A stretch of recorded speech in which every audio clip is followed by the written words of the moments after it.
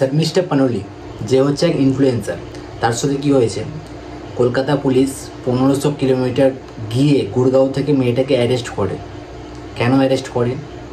সে operation সিন্দুর নিয়ে ভারতের হয়ে পাকিস্তানের বিরুদ্ধে কথা বলে। তোমরা আশা করি এতক্ষণ ভিডিওটা দেখেও নিয়েছো কি ঘটেছে, মেয়েটা কি বলেছে। মেয়েটা যা বলেছে গোটা ভারতবর্ষ মেয়েটার হয়ে সমর্থন করছে যে মেয়েটা ঠিক কথা বলেছে। আমি জানি না কলকাতা পুলিশ কী ভেবেছে, পশ্চিমবঙ্গ সরকার কী ভেবেছে যে মেয়েটাকে অ্যারেস্ট করবে। মেয়েটাকে অ্যারেস্ট করলো, কীভাবে অ্যারেস্ট করলো আমি জানি না। একটা কথাই বলবো যে গোটা ভারত কিন্তু ক্ষেপে আছে যে মেয়েটাকে কেন অ্যারেস্ট করেছে। মেয়েটা জাস্টিস চাইছে, সবাই মেয়েটার জাস্টিস চাইছে। মেয়েটা তো ছাড়া পেয়ে যাবে, কিন্তু একটা গুড নিউজ হচ্ছে যে এফআইআরটা করেছে মেয়েটার নামে, সেই ছেলেটার নাম হচ্ছে ওয়াজাদ খান।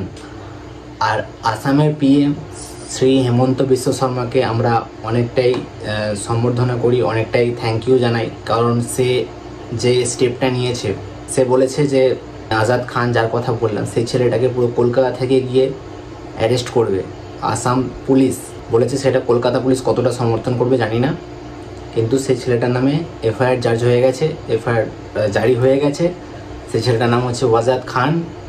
ছেলেটার বাবাকে এখন মিডিয়া যাচ্ছে বাড়িতে, মিডিয়া গিয়ে জিজ্ঞেস করছে তার ছেলের কথা যে আপনার ছেলে কোথায়।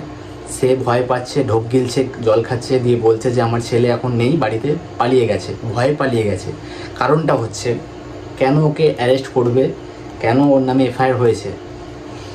সে বিগত কিছুদিন ধরে, বিগত বহুত বছর ধরে আমাদের হিন্দুদের দেবদেবিকাকে নিয়ে কুমন্তব্য করতো, মানে খারাপ পোস্ট করতো, যেটা আমাদের হিন্দু ধর্মে প্রচুর একটা এফেক্ট পড়বে, নেগেটিভ একটা এফেক্ট পড়ে।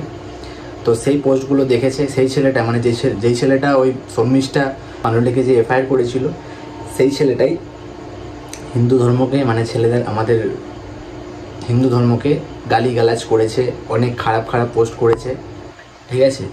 তো তার বিরুদ্ধে এফআইআর করে নিচ্ছে আসাম পুলিশ, হ্যাঁ, তাকে অ্যারেস্ট করবে। তো এই নিউজটা কার শুনে ভালো লাগলো তারা অবশ্যই ভিডিওটাকে শেয়ার করবে, লাইক করবে, কমেন্ট করবে। বাদ বাকি সায়নী ঘোষের কথাটা তো এখন তুললাম না, থাক।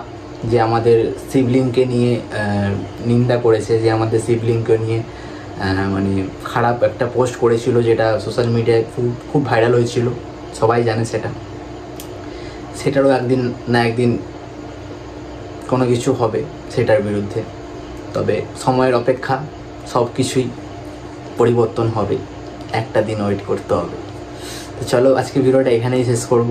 ভালো লাগলে লাইক করে দিও, শেয়ার করে দিও, কমেন্ট করে দিও। আর যারা খুশি হয়েছো তারা #জাস্টিস শর্মিষ্ঠা পানোলি, #অ্যারেস্ট ওয়াজাদ খান ট্যাগ করো। চলো বাই।